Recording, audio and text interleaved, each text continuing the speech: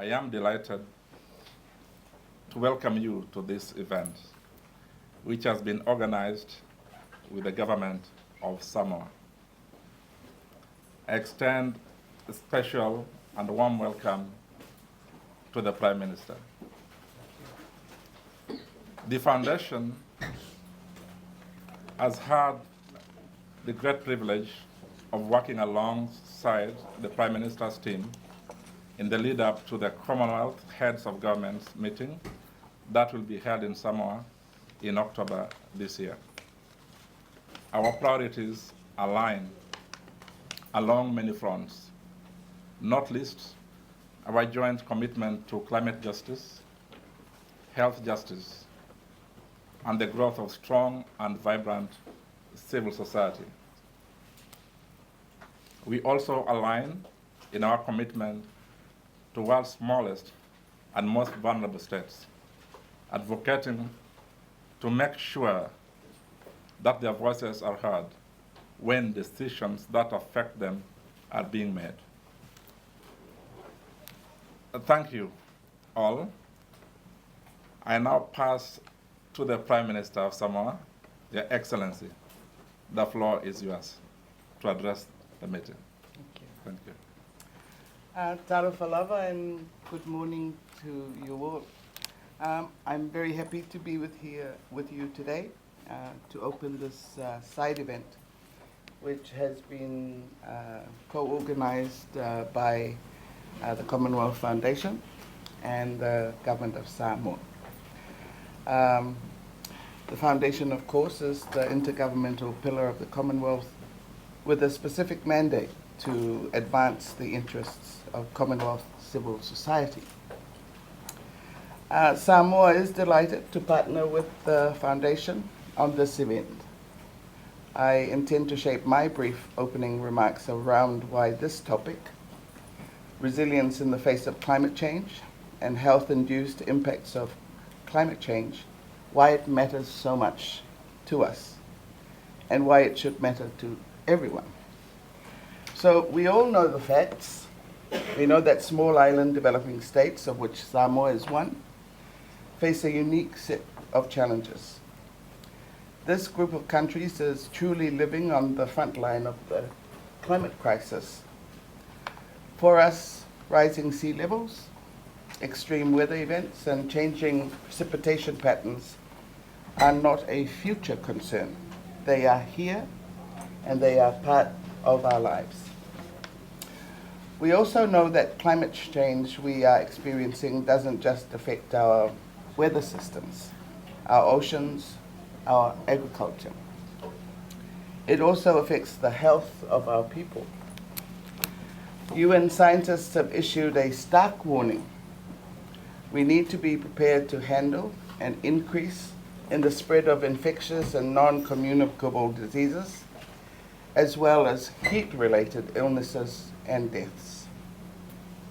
We need to be prepared for worsening health outcomes across the board, from maternal and child health to mental health. We need to anticipate severe disruptions to healthcare infrastructure and services, and we need to appreciate that it is the most vulnerable amongst us, the old, the young, the poor, the sick, those who are already marginalized, who will bear the greatest burden.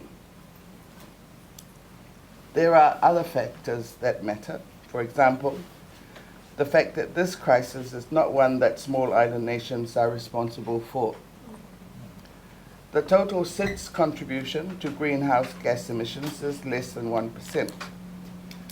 The G20 is responsible for 80% of emissions. Our small islands are being ravaged and bearing the terrible burden of the bigger countries' pursuit of profit over well-being of our people. And I will continue to say this, that it is not right, that it is unjust. And I point to another fact. Our small island states are not sitting back and waiting for disaster. Even if the international community provocates We are working hard to innovate. We are driving forward renewable energy initiatives. We are leading the way in adaptation efforts that seek to combat erosion and sea level rise and address water and agricultural challenges. Ultimately, however, true long-term adaptation is not within our hands. For Samoa and other small island countries, cooperation and collaboration are not fine words to be debated and discussed. They are existential needs. We know for certain that without sufficient financial and technical support from countries that can well afford to help us, our adaptation efforts will ultimately be wasted. We know that such support must come on top of broader international efforts to ensure that temperature rises do not go beyond the 1.5 degrees Celsius. Crossing that threshold will spell the end of many of our island societies. Our dream of guaranteeing our people healthy lives in livable territories will be over. I want to say a few words about resilience, a concept that is central to this side event and to our own preparations for the Commonwealth Heads of Government meeting that Samoa will be hosting in October. For us, resilience is perhaps the single, truly unifying idea that can help us chart a way forward together. It is a way of thinking that transcends the traditional pillars of humanitarian development, human rights, peace, and security work. Resilience is all about safeguarding sustainable development and well-being for everyone. It is about being able to cope with and bounce back from both predictable and unpredictable events, because the underlying structures are themselves strong. Building a resilient health system, for example, means thinking hard about the health impacts of climate change and the possibility of future pandemics. Resilient institutions, whether the United Nations or the Commonwealth, are institutions fit for the future. Institutions that are appropriately mandated, adequately resourced, and effectively managed. Intergovernmental institutions belong to their member states and to the people they serve. We should all be thinking about how they can work better for us all in this fragile and uncertain world. I want to close by urging you all to be brave in asking the hard questions of your governments, of intergovernmental institutions, of each other. The kind of change we need is revolutionary, and no revolution was ever won without bold, big ideas. When preparing for this side event, the Government of Samoa and the Commonwealth Foundation were united in our desire to use this time, this space, to generate those big ideas. We have on this panel an intergenerational group of genuine thought leaders on climate change and health. I urge you all to listen carefully, to interrogate them and each other, and then to go out into the world with a renewed commitment to the change we know we all need. Thank you.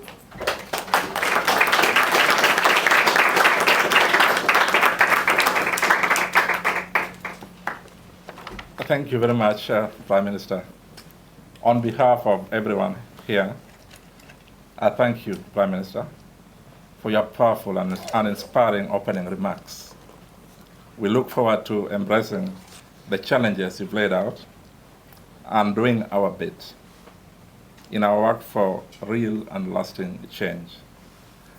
I now pass over the floor to our moderator, Dr. Terry Carroll Johnson, who will lead the rest of the program. Just before I'm given the task of moderating, which I hope I will do a fantastic job at, I'd like to kindly ask you to turn your attention to the screens to watch this video. Thank you.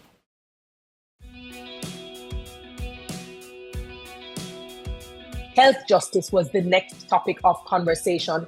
And in one breakout session, it said, we need to transcend silo-based approach to health and climate justice that is hampering progress. More transdisciplinary approaches need that recognize interrelatedness of these issues. What are the key priorities or challenges specific to the Caribbean region that you have observed within your respective field of work? There are some challenges like enacting policy and legislation to guarantee comprehensive sexual education for youth in and out of school. There's a lot of challenges. I think especially in the islands in the Caribbean, we're extremely at risk. You have issues like sea level rise, ocean acidification, but one of the biggest ones obviously is hurricanes, which we're seeing an increase of.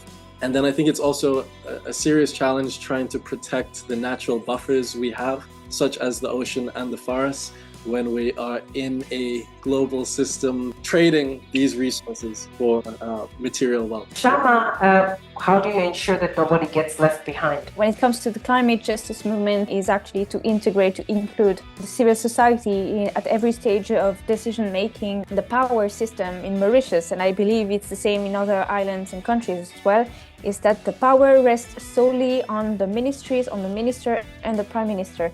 And the problem is that, okay, you have a multi-stakeholder table where private sector can give their decisions, but the representation of the civil society is not taken into consideration. There is a need for it. With the civil society around the table at every level is crucial. Give the voices instead of talking about people, talk to the people.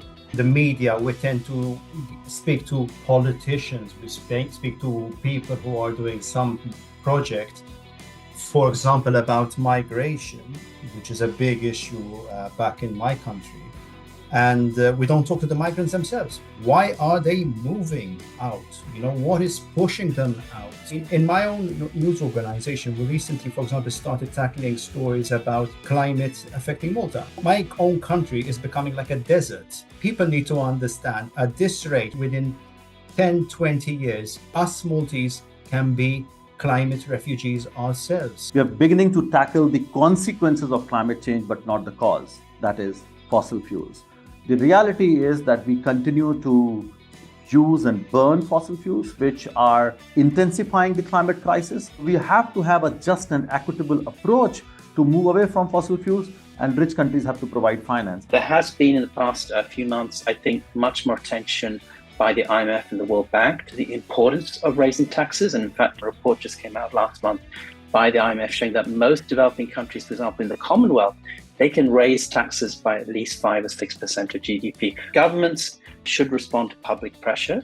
In most of the Commonwealth, we have democratic societies, and taxes are ultimately a political issue and should reflect what voters want and how they just, assess the balance between taxes and spending. Here, I think the big challenge remains how and whether civil society stands up to generate the pressure to raise taxes to finance better social solidarity and health coverage. And that often doesn't happen. Definitely, we have to have the buy-in of the governments. And I saw one of the recommendations that came out of Chagam 2022 is that we have something that ensures that governments take account, are held accountable, that they go to all these conferences and they come back home, nothing happens. Nothing. And your Commonwealth is a strong enough body to be a lobbying force and to ensure that it happens. So we asked Brianna what key lessons and challenges she experienced in scaling up from local climate activism to becoming a global advocate for the Pacific. For young people who are looking for ways to build capacity to scale up their efforts in global advocacy, I would really encourage them to find what their tools are, what they have in their toolbox that can assist this movement.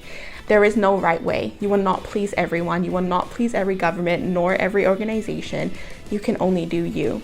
And I think the easiest way to find this and to figure this all out is to seek out mentorship, to seek out the people who came before us, who can show us a path down the road that we believe change will be. Welcome everyone, welcome again. For those of you who are just watching that video and you're trying to figure out what that video was about, that was a regional conversation that took place within the Caribbean, and it is a part of the lead up to the Commonwealth People's Forum. So just to give you an idea of what you just saw, snippets from our breakout rooms. If you notice that my name was Terry Carell Reed in that video, it's because many things have happened since then. I am Terry Carell Johnson. Terry Carell, TK for short, is fine. I hail from the beautiful island of Jamaica, which means that I am proudly made right here in the Caribbean. If it's your first time to Antigua or if it's your first time to the Caribbean, we warmly welcome you, literally and figuratively. We warmly welcome you. Before we dive in, kindly allow me to just thank the Prime Minister of Samoa, the Honorable Fiame Neoma Matafa, for really driving home some very important points. The points that we must continue to speak out, even if we know we are not at fault for many of the things that are happening. We must continue to speak out, but we must not just sit on our laurels and complain, but rather take matters into our own hand.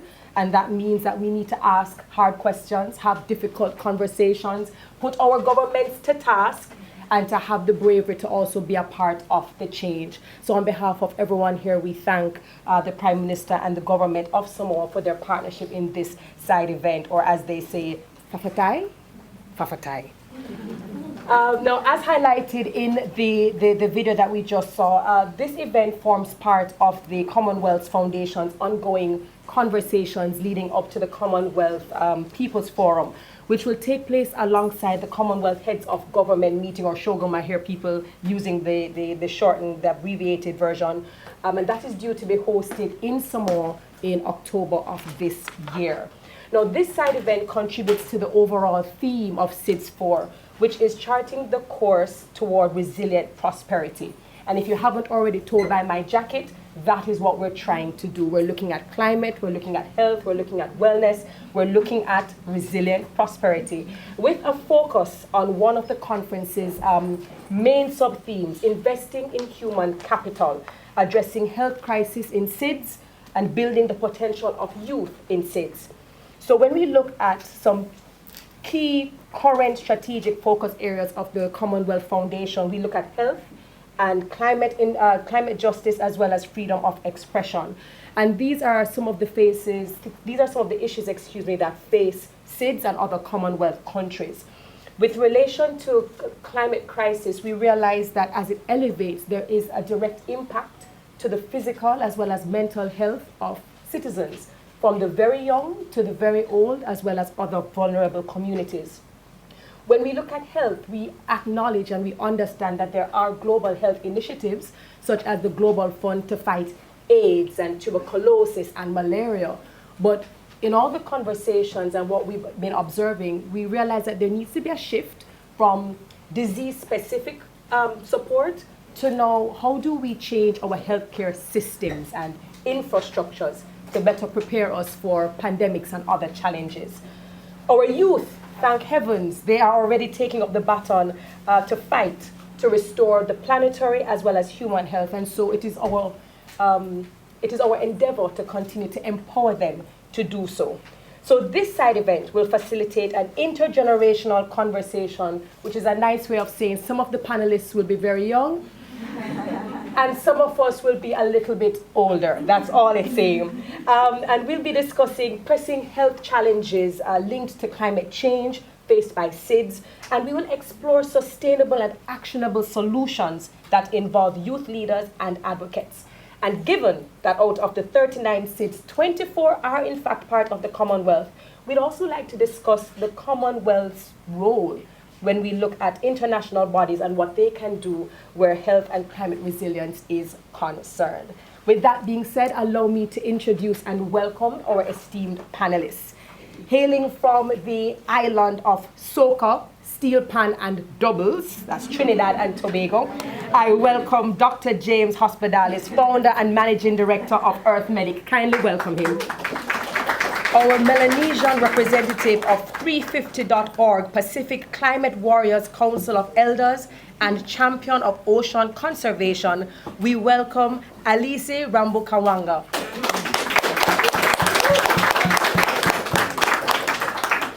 With a fro like no other. And we now welcome the founder of the Ashley Lashley Foundation and youth advocate for sustainability, climate, and health literacy. We're talking about great cricketers. Please put your hands together. Ashley Lashley. I think Barbados is known for the flying fish and great cricketers. I guess this would be the time to just remind us all to kindly put your phones on silent so that we do not interrupt our panelists.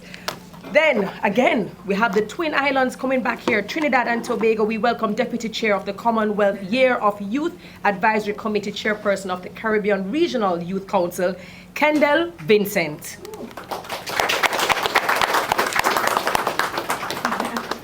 I will not look past the fact that Mr. Vincent, although he is a Trinidadian, his last name is that of St. Vincent, another Caribbean island. Ladies and gentlemen, welcome. A big topic, difficult topic, intergenerational topic. Let us look at the priorities and the challenges for SIDS. A lot of the time we speak about health and we speak about climate change, and sometimes that conversation is very separate. But we'd like to actually link them. So I'm going to direct my first question to Dr. Hospitalis. No pressure, no pressure. But what are the most pressing health concerns, both physical and mental, arising from the climate change that we're seeing in SIDS? How are you feeling? Hot, hot, hot. Hot. People in the party, hot, hot, hot.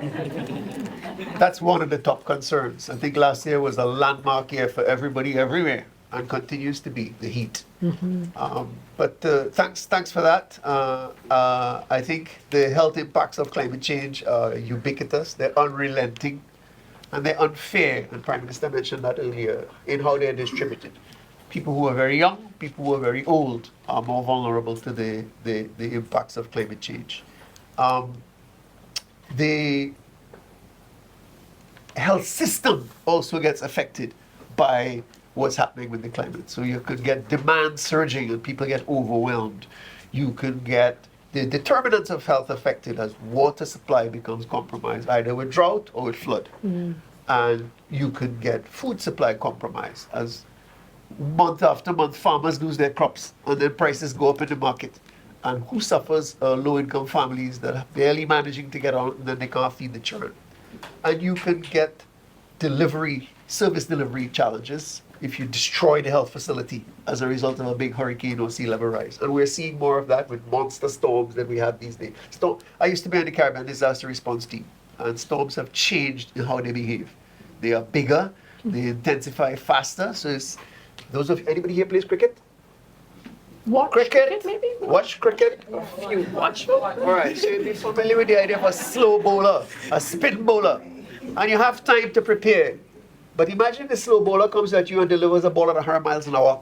Rock you back. You don't have chance to prepare, and that's what's happening with the storms. They intensify very fast, so people don't even listen to the warning. It's category 2 coming, don't worry too much.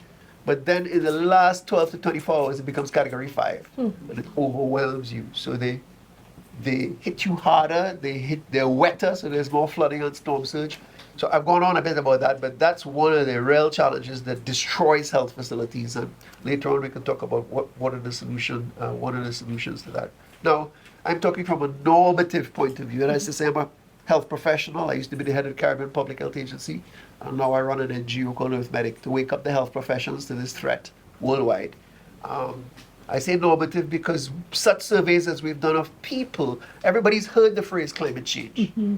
But their understanding of what the specific impacts are and the health impacts and what they can do about it and what they're actually doing about it.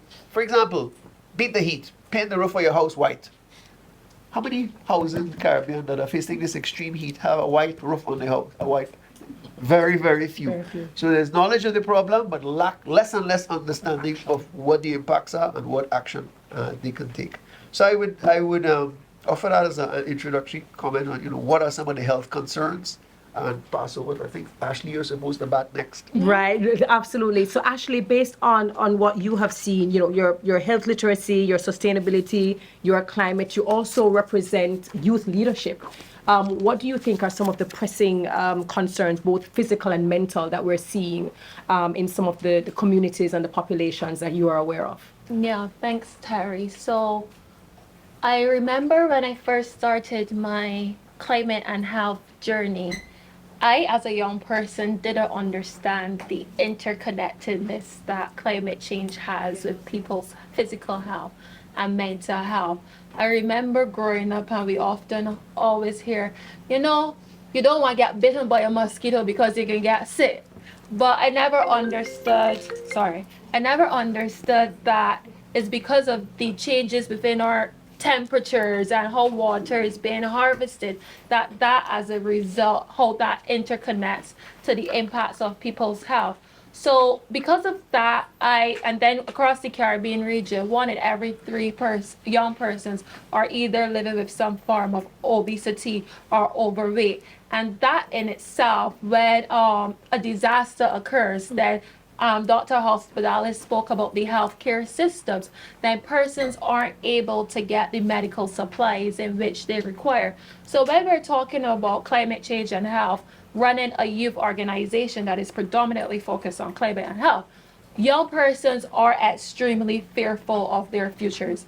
And 2 years ago, a very trendy term started, which is entitled eco-anxiety.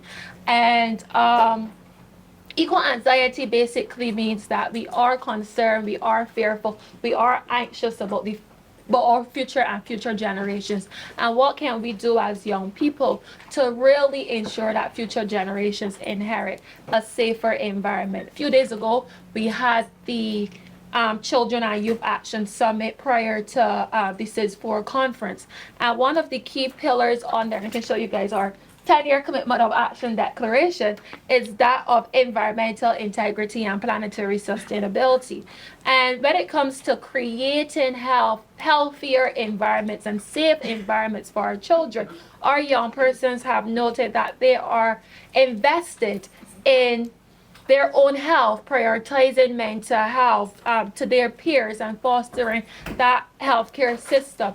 What we're also recognizing through youth and health and mental health concerns is that I remember through the Hay campaign at least 3 years ago, when Hurricane Maria devastated Dominica, one of our Hay ambassadors alluded to the fact that her dad was a bus driver and he was the main breadwinner of the household.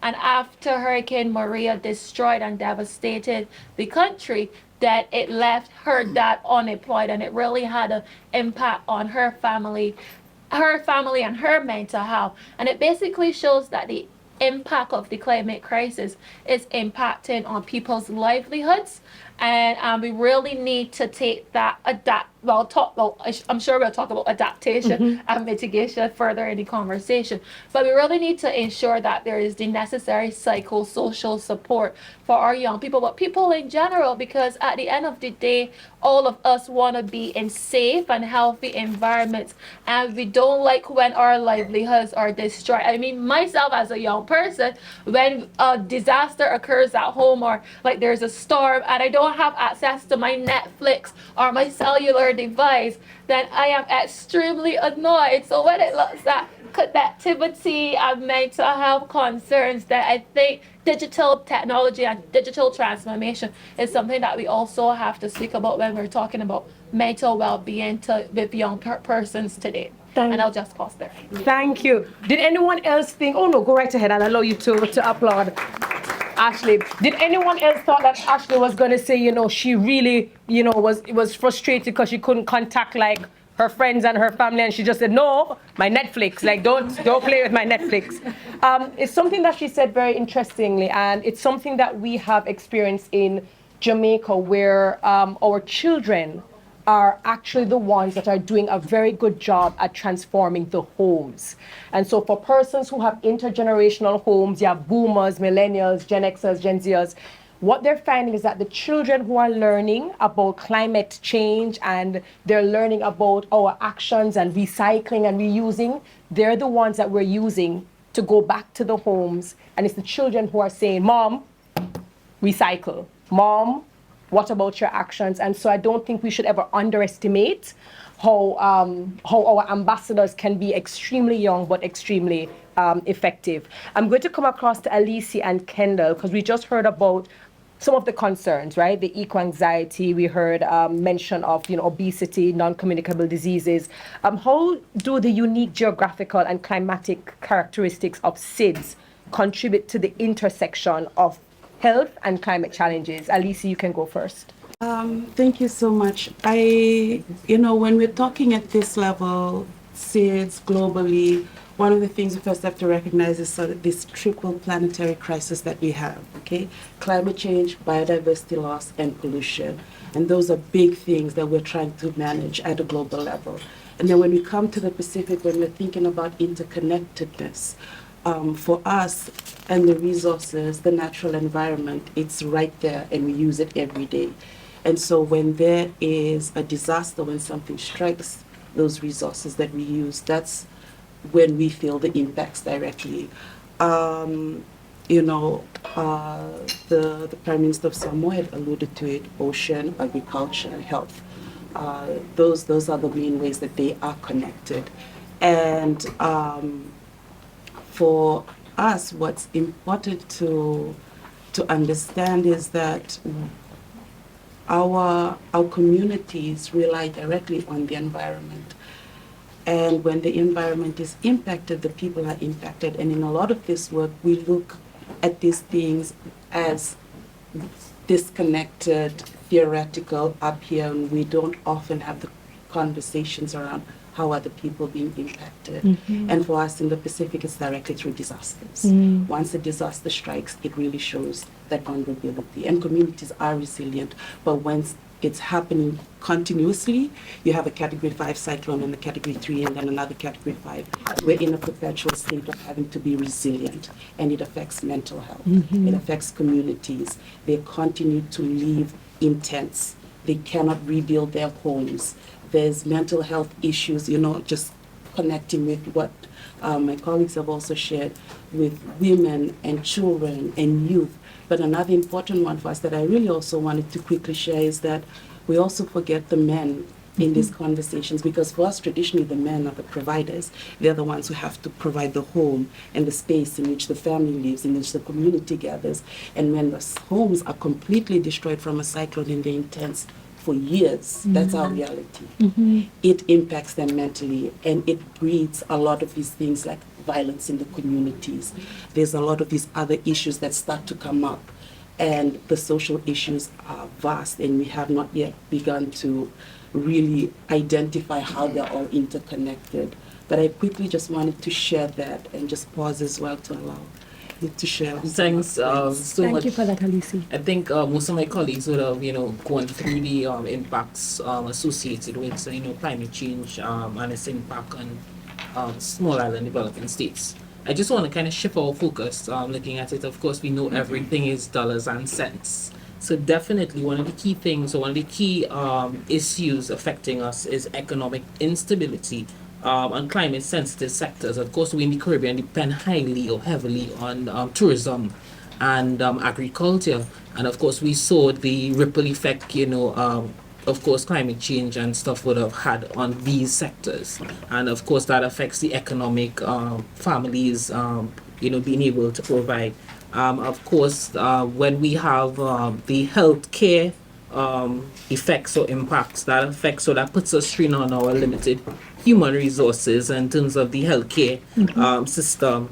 And of course the infrastructure, of course financing, of course if we look at the news across the Caribbean, we see that hospitals are overcrowded, and I think also as well from a youth perspective as well, once the strain is put on those sectors, food, the economic as well as the healthcare, and that affects our continued viability and being able to thrive and contribute positively towards society. No, I absolutely appreciate how each panelist has really kind of shown us how it is connected. A lot of the times we may speak about these things or we speak about these various topics in silos or separated, but kind of hearing how it is laid out, you understand that it is a domino effect, it is a ripple effect, and the fact that if you are a small island rather, you are absolutely more vulnerable.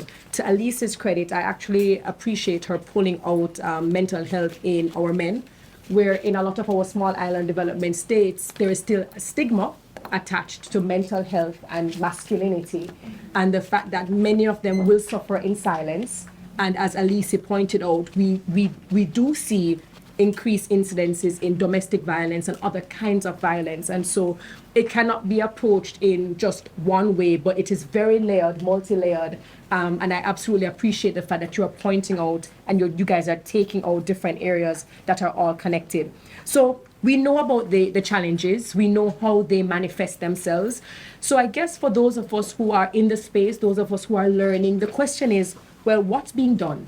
We heard the Prime Minister mention that, we will invest, we will be innovative, we will be adaptive. So the question is, okay, what's the innovation and what does the public investment look like? Alicia, I'm going to come to you. What do you believe are innovative approaches or initiatives that have been successful in promoting health and climate resilience? We know the challenges, but give us the ray of hope. I think the ray of hope is that we already have the answers and we don't have to look to innovation. We already understand, continuing on what I talked about around disasters and issues like that, one of the major concerns as well is water and water-related diseases and how we can approach all of these things. And the solutions to water issues during disasters not only flooding, but also droughts, and also in the way that our agriculture is planned out, where farms and everything are above water tables or where the water sources are. All of these things are already there. It is a matter of investing into applying these solutions effectively. And that's really just where we need to focus. So we don't need to go around and have another conversation to find a solution. We don't need to do all those things. We just need to trust the science, social and scientific, that has been time tested for generations, for eons, that work about where we need to be setting up agriculture, understanding where water sources are, understanding the systems in place that happen when we have disasters and how to manage them so that they are safe to drink, like the water issues and the diseases around it. And that's really where we should plant our focus. Because I feel like as long as we're trying to be innovative, we forget what's already been in place. And we really need to trust the knowledge of our ancestors, whether through generations of time-tested work or the science that has come up with solutions in medicine that's here now, and just integrate that into what we're doing. I appreciate that. I absolutely, basically, Alice is just like, we're done with the talk shop, right? Yeah. I think everyone in this room can understand what those are. We have unlimited meetings, and then we have solution meetings. I see somebody going, and then we go and we do surveys, and the surveys come back with the same answers that we already knew, and then we get committees, and then we get committees for the other committees, and then we get overall other committees for the other two committees, and then nothing actually gets done. And so I want to thank her for not only using the water, not just flooding but drought as an example, but also telling us, let's talk, more do.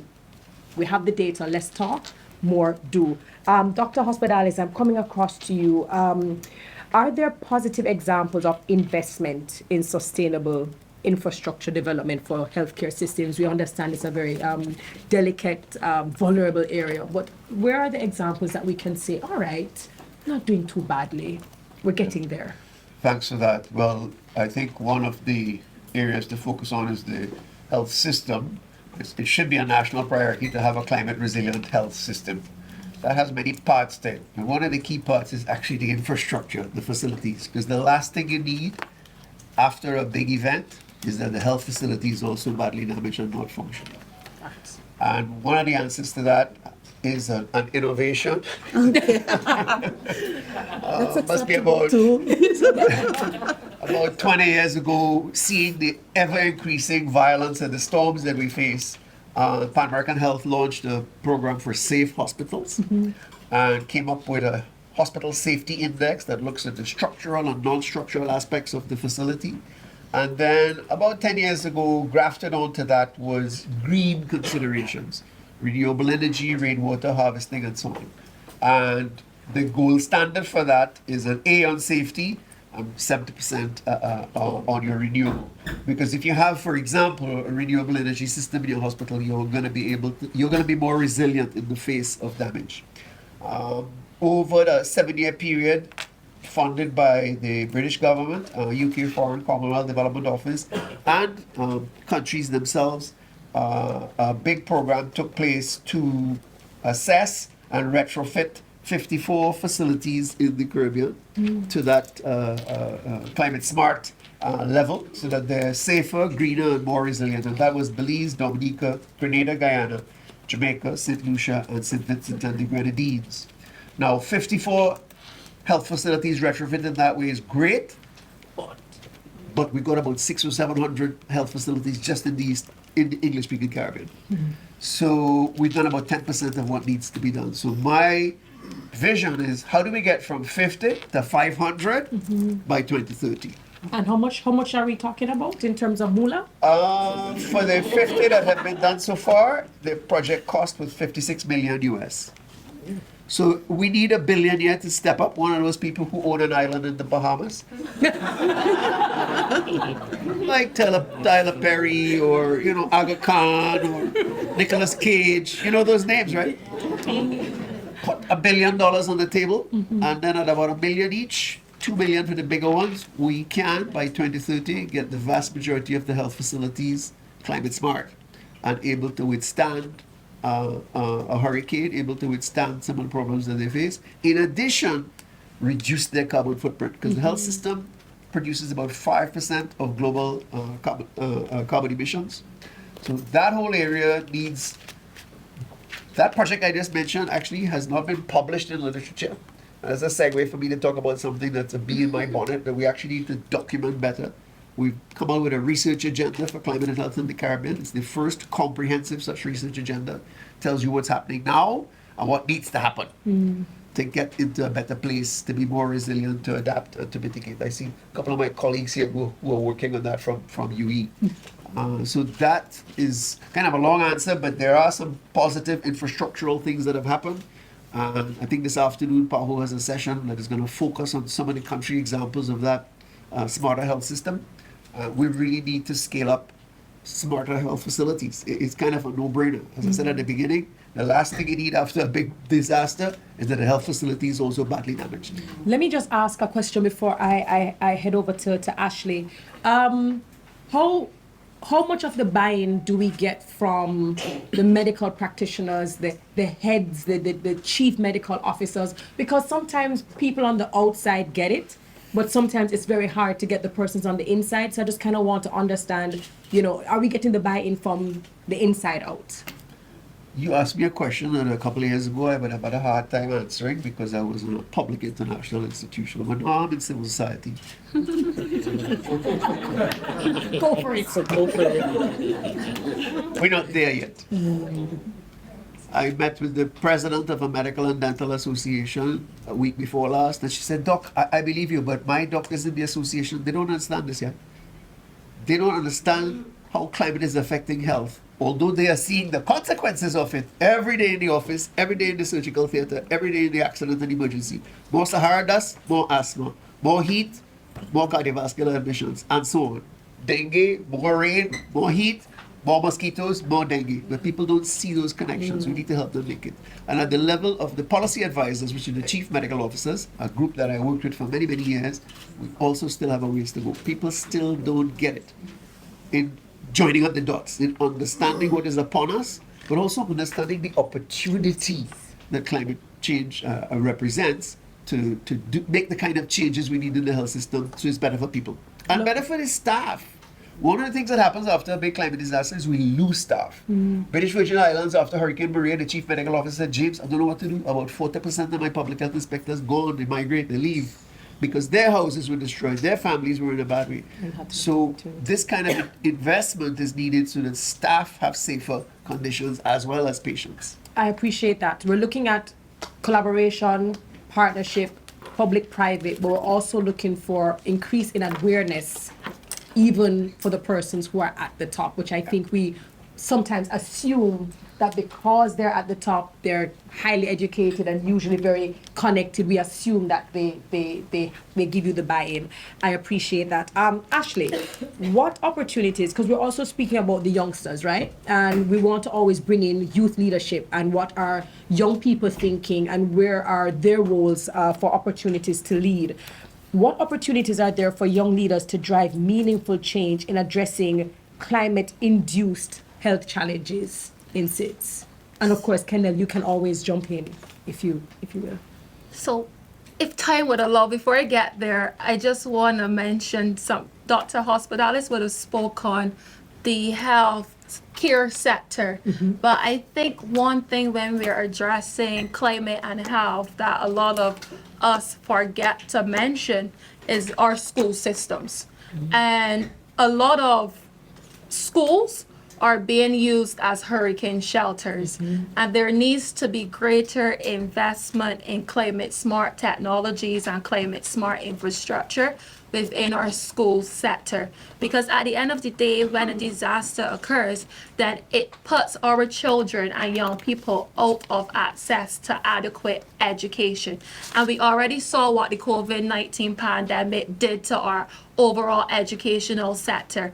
And when it comes to extreme weather events, that in itself is also playing on the development of our children. And between 1970 to 2020, SIDS as a whole lost approximately $153 billion due to extreme events, and a significant amount relative to average GDP for small island developing states was $13.7 billion. The question is, what percentage of investment from international and multilateral organizations are going towards the education of our young persons, especially those from across small island developing states? When we are talking about opportunities for young persons, we need to talk about that multi-stakeholder approach that does involve private, public, and civil society organizations working together as one. I find that we wait too late, we wait till a disaster occurs to then indicate that these are the systems that we have in place. But what about when you're investing in education, invest in environmental and health clubs within schools? What about creating those disaster preparedness clubs in schools to help our school students prepare better prepare better before a disaster has occurred? So when I first started the Ashley Foundation, the first project that we did again was on climate and health. And I didn't know, well, in my opinion, a lot of persons didn't understand the interconnectedness again that climate change has on health. The first year we started it, we trained over 21 young persons, building their capacity. Dr. Hospitalis has always been a mentor for our young kids over the last 3 years.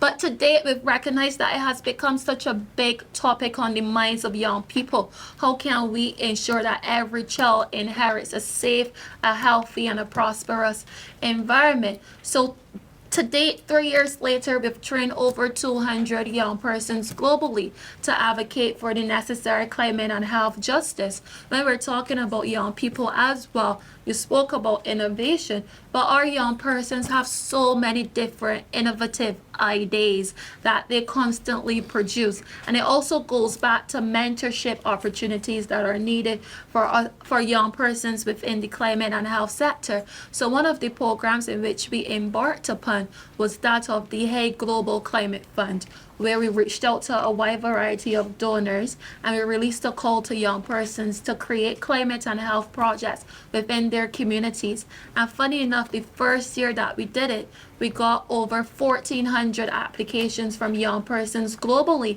applying to implement projects at a grassroots level on climate and health. But again, when it comes to the climate and health sector, we are often forgetting one of the most vulnerable groups, which are not only children, but it's also persons living with disabilities as well, because they are also being significantly impacted.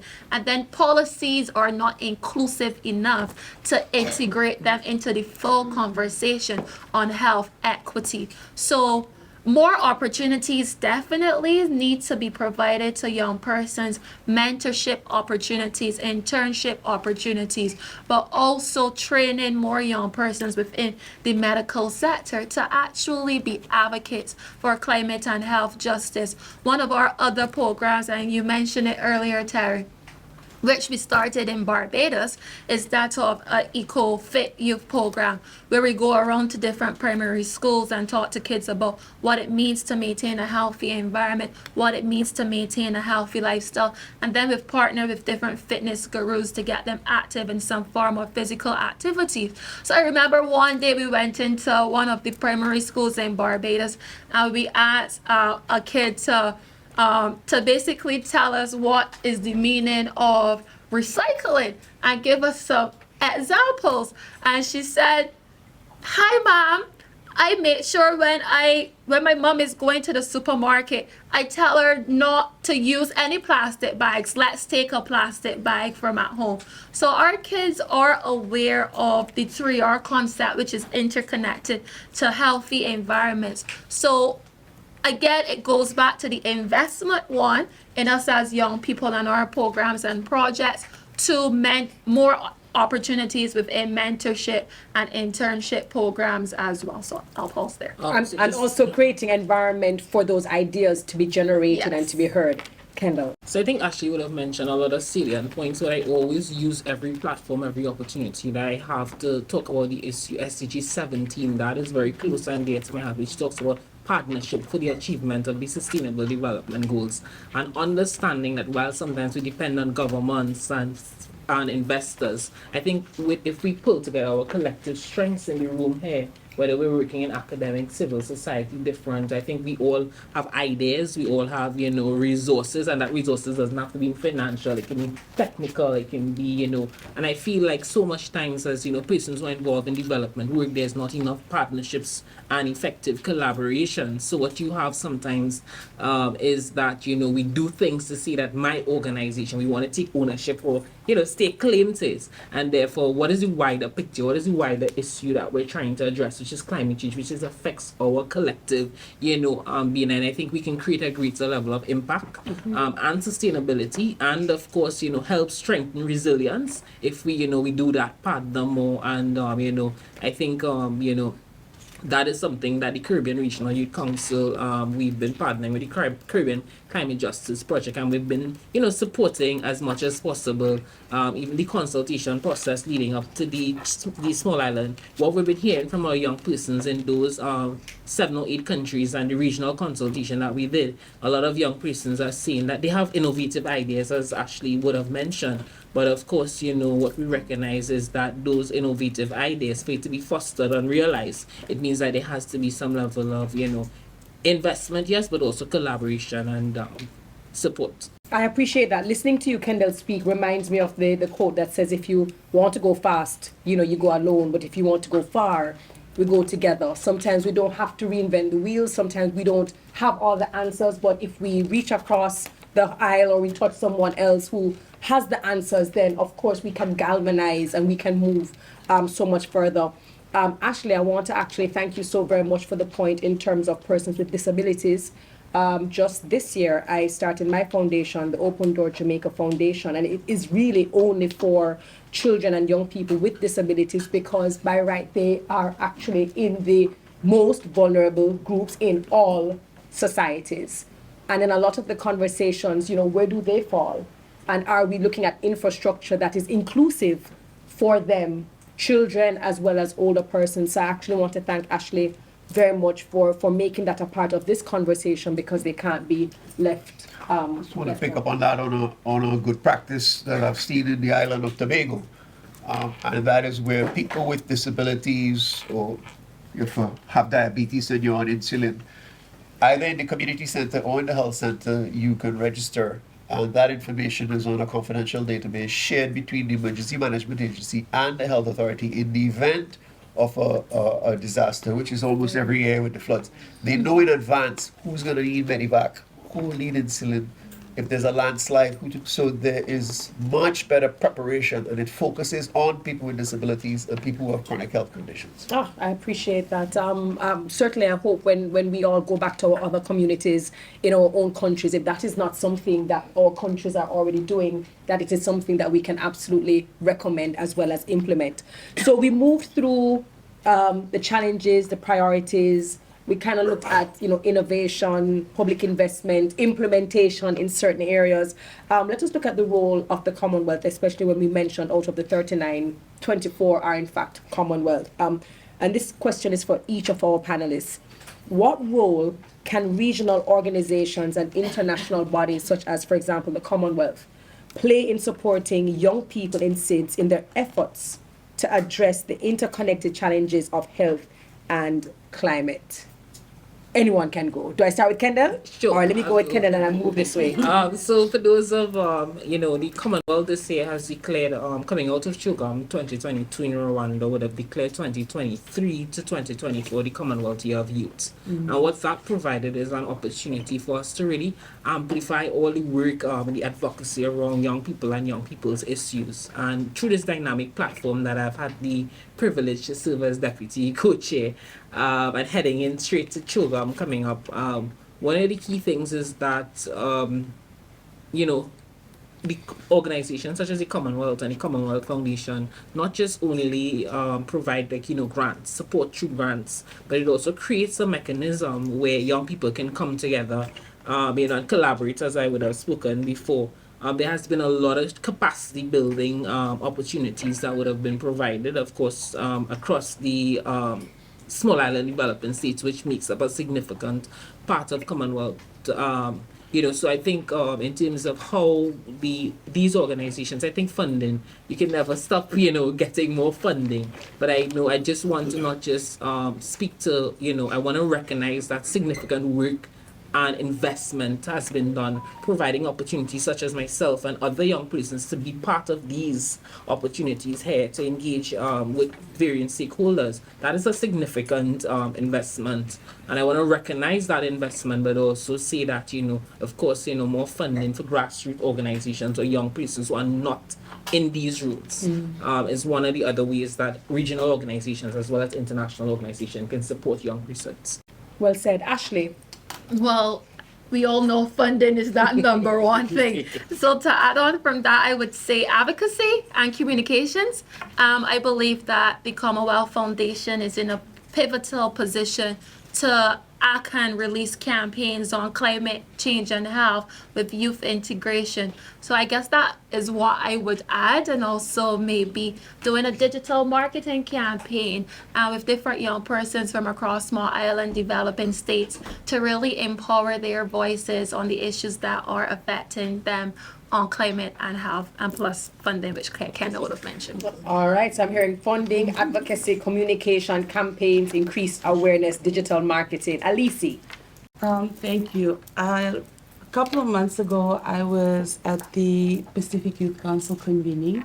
They hadn't convened since 2017, so it was like a great time for them to come back together across the Pacific. They had the meeting in Fiji. And I had an opportunity to run a capacity building session, and it was on resource mobilization and tracking, monitoring and evaluation systems.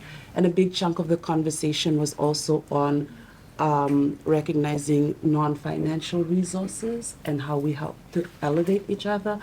I think that's another important one, recognizing the power dynamics of Commonwealth, other international bodies.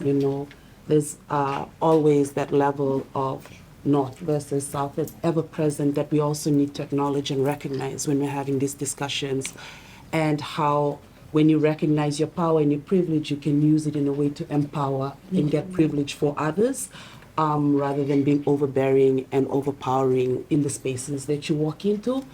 that is an important one that we should recognize. And I think another one, probably more practical, is that there was a lot of consensus that they felt the need to be more trained on how to receive these resources and utilize them, because the Commonwealth, the UN, anybody, Jeff, can announce, oh, we're allocating 500 million to these kind of projects for youth across the Pacific or across SIDS.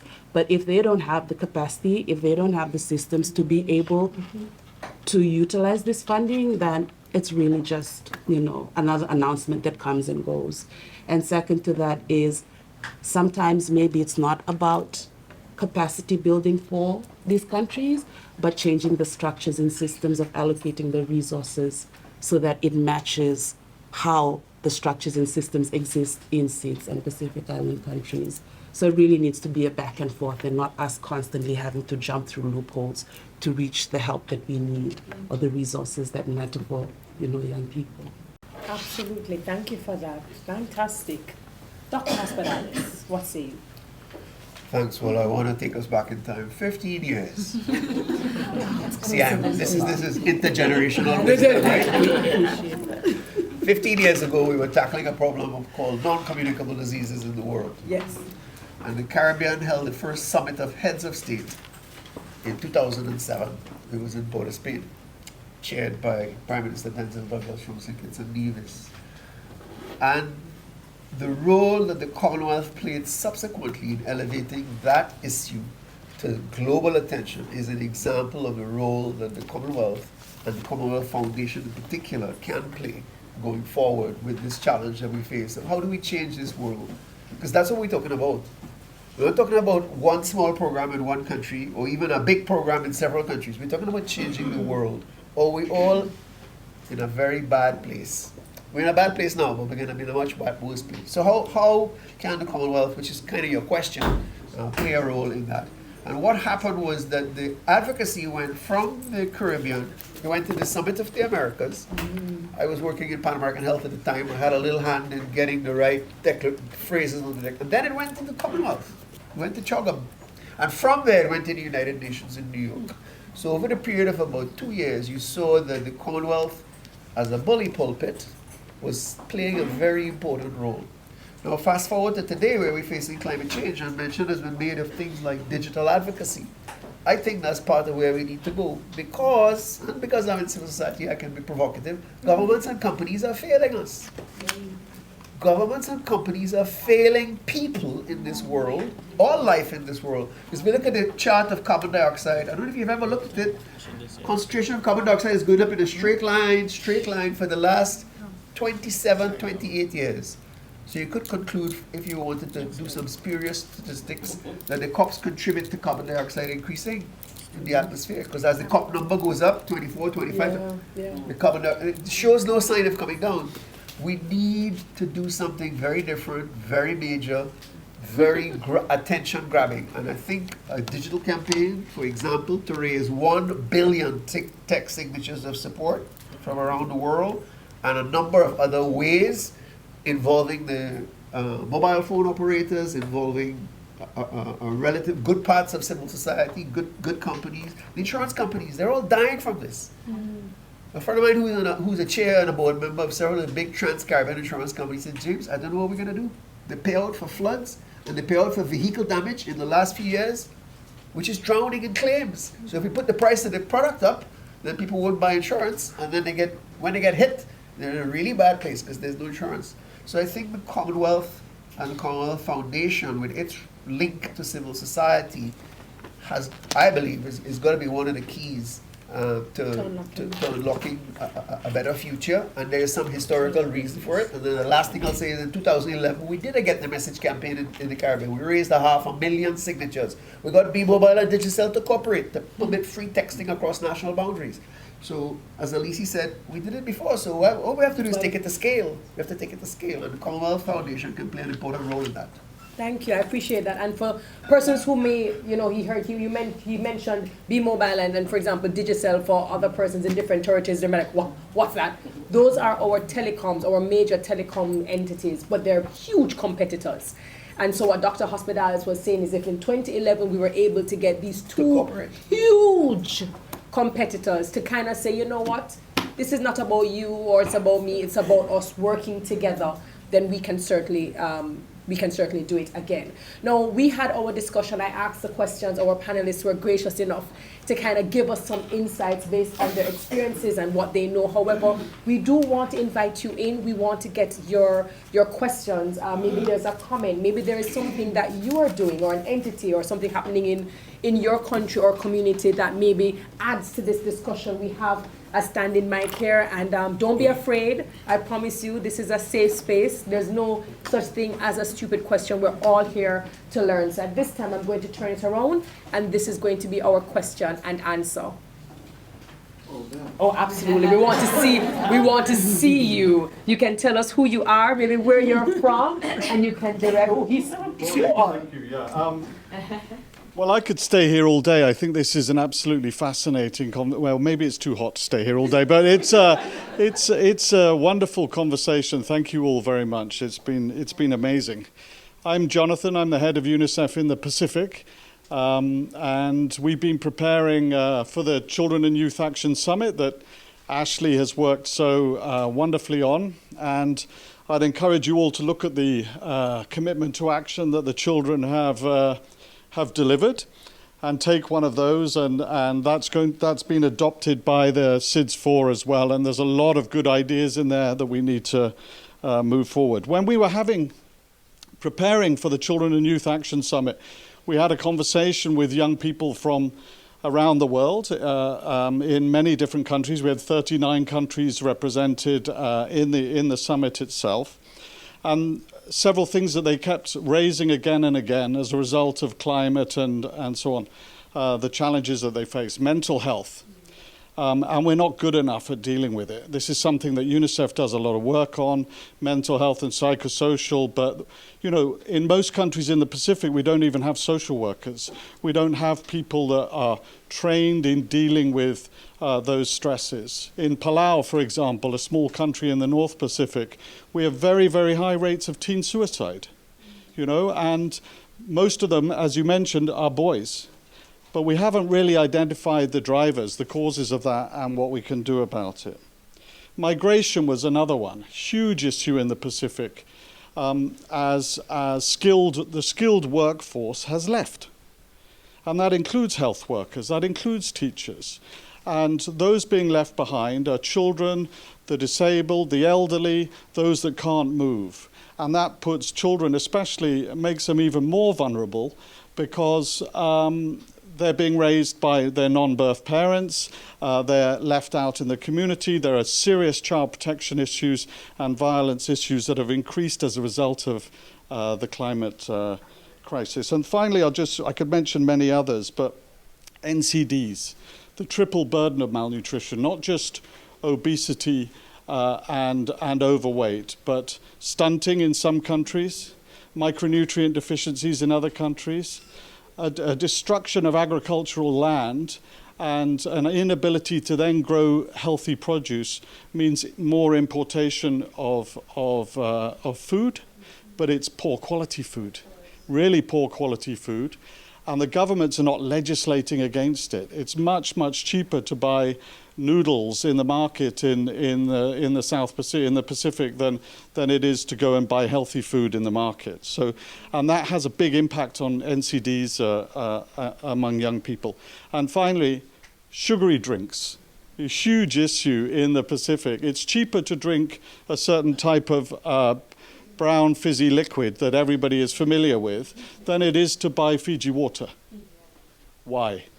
The governments have to legislate against that because it's having a massive impact on our young people. Thank you very much. Thank you. Thank you so very much for that. Do we have, that was a comment. Do we have questions? And if we do have questions, please come on up. I know that we have multiple hands up, which means we have to keep our questions kind of tight so that we can hear from as many people as possible. Thank you. Good day, everyone. Yvonne Edwin from St. Lucia. I really like this intergenerational dialogue. It brings a lot of things to the table, but I believe going small before going big actually helps you to achieve some of the things that we're talking about. And what I mean by that is having that community involvement, going into the community and then branching off and making it bigger. I like the impact, the youth leadership and what you would have said on the table, so very commendable comments.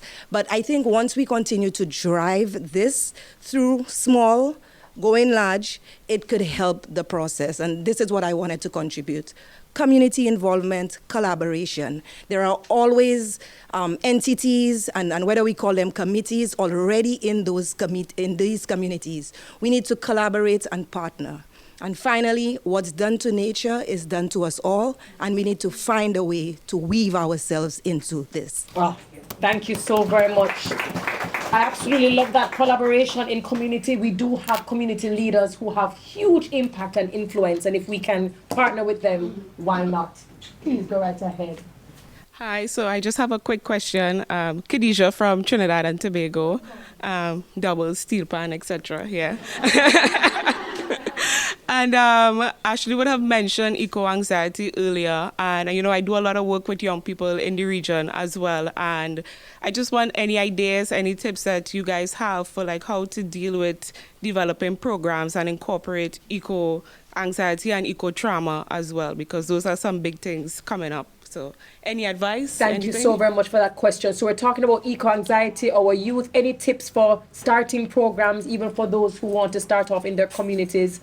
Any tips, any easy hacks or ways that they can start programs to deal with, you're talking about eco-anxiety and the trauma that a lot of our young persons have experienced? I can go. A series of recommendations that could possibly come to mind is one, firstly, developing a program that deals with psychologists in different respective countries, and I think it should be cultivated in a way that it deals with going around to different schools and creating those safe environments. I know recently UNICEF Eastern Caribbean launched a program on Youth and Unpack, where it has like a mental health website network. So what I would say is that in developing a program, when it comes to the implementation, I think young people, I think it's important to collaborate with different psychosocial experts within the field, but also train upcoming young doctors, because sometimes we as young people feel more connected to, sorry for the older persons in the room, but feel more connected to a young person. So it's important to empower young upcoming medical professionals as well, to help them create the safe spaces that are needed for young persons to share whatever anxiety or impact that they're facing. So that would be my suggestion. And Kendall, you have any other recommendations? So I know she said training like young doctors, but I want to know, like, I'm not sure how many of us in the room would have had or have had experience with peer educators, basically, where we may not be able to train, because training doctors is quite a cost. But I know peer educators basically train young persons and so that they can be able to relate to their peers. So I think peer education training is important, but also I want us to, in developing programming, I think one of the key things that I've learned is sometimes we operate where, especially when you're in the development spaces, sometimes you think you know what the young persons want. This worked the last time, so let's just copy and paste and do it here again. But I feel like consultation is important, engaging with young persons. The different we see that being young changes.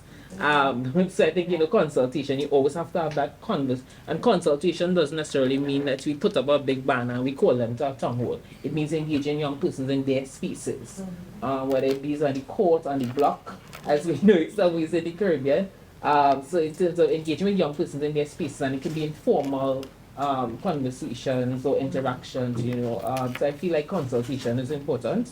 And let they tell us, let they co-design the program that they want to see, instead of us, saying this is what we think should work. Well said. Alicia, I know you wanted to add. Go right ahead. You can add. Very quickly, quickly. yes, very quickly, a practical suggestion among our network, we call the Pacific Climate Warriors, and we have advocates right across the Pacific. I think at count right now is 9 countries in the Pacific and 5 diaspora in New Zealand, Australia, and the US. And as you bring more young people into the space, into the journey, you realize that it's a mental load as well on these young people. I've been doing like this climate activism work for almost 14 years now. And you find burnout is real. People get tired, people leave the movement. There's a lot of disillusionment. So you need to have a community of practice within your group. An everyday thing that you do when you gather. How are you checking in with each other? How are you checking out? You know, what are the little practices that you do to make sure you know that everyone is doing okay? Moments of meeting and gathering and discussion, because that's also a good coping mechanism. And it helps to heal as well when you recognize what everyone is going through and you give each other suggestions of how to cope when things get tough. Absolutely. Thank you for that. It's Kevin with the Brenda Stratford Foundation and International Agency for Prevention of Blindness. We work in Haiti, Dominica, and Jamaica, and have seen the firsthand impacts of lack of preparedness or resiliency for disasters. And I want to follow up on that question. What are some of those practical solutions to making sure that homes do have those fundamental components where they will be able to withstand a hurricane, an earthquake, and implementing those types of smart hospital type solutions into general development challenges in these countries? Thank you. Anyone wants to take that? James, you have a comment. That's a big question. And we have to start somewhere. A lot of governments have put in place new building codes, and they're talking about climate smart buildings certainly for shelters, for health facilities, but people's houses, identification of your most vulnerable communities. I'm involved now in several projects that are doing climate vulnerability analysis, country by country, and looking at which are your low-income communities, which communities are close to a water course, and then mapping, well, what would it take to improve them? It costs money to do some of this. Some of these communities have little voice and little clout. So this is where the loss and damage fund, access to finance based on vulnerability and not just based on per capita income, is so important to keep advocating for. I mean, one of the very simple ones with the increased heat that we're having for schools, for homes for the elderly, is what I said earlier, paint the roof white, or get the Hardware Association suppliers to bring in heat reflective paint. That'll make the inside 2 to 3 to 5 life-saving degrees cooler. Because it's not only the big hurricanes you have to deal with, it's the day-to-day issues with the heat and the drought. So happy to talk more about that. And also there's a cultural aspect as well. I know that we're running out of time and I'm going to squeeze you guys in. There's also a cultural aspect. Hearing Dr. Hospedales speak about us trying to get persons who live by water. We've tried many times, even in Jamaica, to get persons to leave the side, and they just will not. And usually they're the ones who we have to rescue at the moment when there are issues. So there's also even socio-cultural. How do we have those conversations and transplant them somewhere that is still home and community and comfortable for them? So it's definitely a multi-layered approach. Let me see if I can get in these last 2 questions. If I can get these last 2 questions. 1, 2, 3. A provocative comment and question in relationship to the theme of fostering resilience. And I know that a lot of what we pay attention to are the immediate attempts to try and manage and adapt to these stressful conditions, which was related to mitigation and adaptation. But the theme, I think, should be fostering transformation, because we're talking about systemic processes. So whether or not we're going to be having intergenerational dialogues or interspecies dialogues. For example, the impact of COVID-19 has pointed to the importance of One Health as a concept in driving how we think about the relationships between our communities and other communities, which are non-human, and the forms of development that we're actually putting in place, which are breaching not only planetary boundaries, but established species boundaries that were the habitats that were there before, that were providing for a sustainable life for those species, are no longer there because we've encroached on them through unsustainable patterns of production and consumption. So I'm wondering whether or not we need to move out of, or at least put into the conversation the idea of fostering transformation? I absolutely think so. I mean, I absolutely think so. I think it goes it goes hand in hand. In other words, and we in Jamaica say one hand can't clap. So I do believe, and I do take your observation, because most of these conversations do speak about transformation, moving from point A to point B, and hopefully it being better. And I certainly believe that the reason why resilience naturally is the word that we chose to use in terms of the title is because if we aren't, even as we're transforming, if we don't have adaptive practices or best practices, and if we are not trying to think of how can we be resilient regardless of what's happening, how do we even transform? And so I think both of them actually go hand in hand, and I'm sure whenever you guys are doing another event, certainly you can consider transformation versus resilience. I'm going to squeeze in this question that's going to take 1 second to ask. Sorry. So my question, I'm not sure if I make your job easier, but my question is about the centrality of good governance in navigating, fostering resilience, in ensuring that the health and climate nexus is navigated well, because without good governance, all of our good innovation, all of our good approaches, they come to nothing. And that's something that we're struggling with in the Pacific, particularly in the Melanesian sub-region, which is called the arc of instability in some circles. How do we navigate that? Like in Fiji, we have, militarism is a big factor. And we saw that during COVID-19. I wondered if there were experiences from the Caribbean that we could learn from in the Pacific as we're navigating these issues around militarism, conflict, and instability. Any takers? I don't know if anybody heard the question in terms of good governance in areas of militarism as well as instability, how our fight for climate change and health activism, how does that pan out? I know for the Caribbean, for example, where did she disappear? I know for the Caribbean, for example, one of the reasons why we are a lovely region is because typically we have very stable governments. We don't have any upheavals, and that's the reason why we have a very stable region. But for those persons, I don't know if anyone has any experience or for that particular question. If you don't, then that's fine. But Haiti, for sure. You can have stability and poor governance, where nepotism and corruption are prevalent. So even though you have political stability, you actually still have poor governance. And you have conflict of interest, where industry is lying and denying and deceiving and deflecting and buying votes, putting profit before the health of people or the health of the planet. So I think it's a common problem. And civil society has a role, that's part of our role, to hold up the scorecard, hold to account both governments and corporations. Yeah. Thank you so very much. When he said corruption, I hear everybody say amen, amen. So the very final question, and thank you so very much for the participation. Wish we could take everyone. But this is the last 3 minutes, right? What is the one key action that you would like to ask of Commonwealth heads of government to take to address health and climate challenges within SIDS? One action, starting with Dr. Hospitalis all the way to Kendall, and then we will wrap up. Heads of government should make climate resilient health systems a declared priority in all of their political platforms. Period. The rest of the panel just went, okay, that's it, we can go home. Alisi.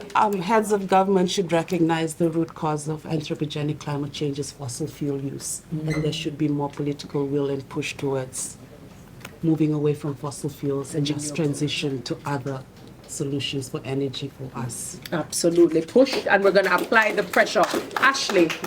Heads of government should invest more in climate smart schools. Absolutely. Kennel with the last word. I think we should move away from talk and move to action. So all these commitments and stuff so nice, but moving from talk to action and actually investing in youth and civil society. Thank you so very much. Everyone says agreed. From the very first action to the very last action, to our panelists representing the intergenerational gaps and groups, thank you so very much for your insight. To you, our fantastic audience, thank you for your participation and your contribution to the conversation. We would love to continue the conversation for those of you who are tweeting, Instagramming, TikToking, Snapchatting, LinkedIning, all of those. Please go ahead and you can tag at Commonwealth.org. We'd like for you to also respond and share to our path to some more online consultation. Don't know if we have a QR code, actionnetwork.org, if you can write that down. Or we have our QR codes, you can go ahead and scan it. This is just so that we can get a good response rate from across the Commonwealth. So this is Path to Some More online consultation, actionnetwork.org. We want to hear from you. We thank you so very much for your participation. Please enjoy Antigua, enjoy the Caribbean, hydrate, stay cool as possible, and travel home safely. Thank you so very much. Take care.